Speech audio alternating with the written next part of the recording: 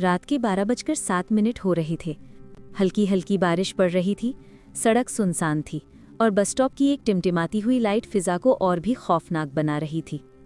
इसी सुनसान माहौल में समीना तेजी से चलती हुई आई।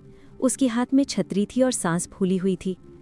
वो थकी हारी बेंच पर बैठ गई, बैग नीचे रखा और मोबाइल निकाला, मगर मोबाइल की बैटरी खत्म थी। उसने आसमान की तरफ देखा तो बारिश के कतरे उसके चेहरे पर गिरने लगे।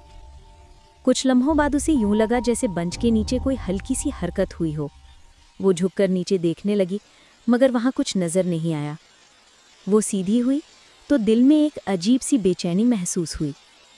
अचानक उसे ऐसा लगा जैसे किसी ने उसके बिल्कुल पास आकर सरगोशी की हो। बेटी, पानी। वो चौंक कर इधर उधर देखने लगी, कोई नहीं था। वो अभी संभल ही रही थी कि वही आवाज़ दोबारा आई, लेकिन इस बार वो आवाज़ उसके अपने ही मुंह से निकलती महसूस हुई, मगर उसके होंठ हिले नहीं। बहुत प्यास लगी है, एक घूंट दे दो। समीना का दिल दहल गया। उसने घबराकर अपना मुंह बंद किया। उसके हाथ खुद ब खुद वाटर बॉटल की तरफ बढ़ने लगे, जैसे कोई अंदर से कंट्रोल कर रहा हो। वो हाथ रोकना चाहती थी, मगर लंबे से कोशिश के बावजूद बोतल उसके हाथ से गिर गई और पानी ज़मीन पर बहने लगा।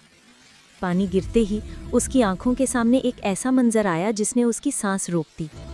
मिट्टी के अंदर से बच्चों जैसे छोटे छोटे नीले हाथ निकलने लगे। टूटे हुए नाखून, उल्टी हुई उंगलियां, वो रेंगते हुए पानी चाटने लगे। एक हाथ ने समीना का जूता खोला, दूसरा उसका मोजा उतारने लगा। समीना ने अपनी टांग खींचना चाही, मगर टांग जैसे बेजान हो चुकी थी। वो खुद ब खुद आगे को बढ़ने लगी, जैसे कोई उसे पकड़कर खींच रहा हो। इसी वक्त धुंध में से एक बस आहिस्ता आहिस्ता सामने आकर रुक गई। बस नंबर 13B। बस का इंजन भद्दी आवाज निकाल रहा था। खिड़कियों पर खून की लकीरें नजर आ रही थी। दरवाजा खुद ब खुद खुल गया। अंदर घुप अंधेरा था। बस के आखिरी कोने में सुर्ख रोशनी जल रही थी और उस आखिरी सीट पर एक औरत बैठी थी। वो औरत समीना जैसी ही थी। उसका चेहरा फटा हुआ, आंखों में कीड़े, होंठों पर खुश्क खून। वो औरत बोली, मगर आवाज़ समीना जी माँ की थी।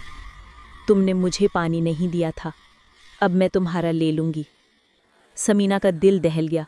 उसने घबराकर अपना मुंह बंद किया। उसके हाथ खुद ब खुद वाटर बॉटल की तरफ बढ़ने लगे, जैसे कोई अंदर से कंट्रोल कर रहा हो। वो हाथ रोकना चाहती थी, मगर लंबे से कोशिश के बावजूद बोतल उसके हाथ से गिर गई और पानी ज़मीन पर बहने लगा। पानी गिरते ही उसकी आंखों के सामने एक ऐसा मंजर आया जिसने उसकी सांस रोक दी। मिट्टी के अंदर से बच्चों जैसे छोटे छोटे नीले हाथ निकलने लगे। टूटे हुए नाखून, उल्टी हुई उंगलियां, वो रेंगते हुए पानी चाटने लगे।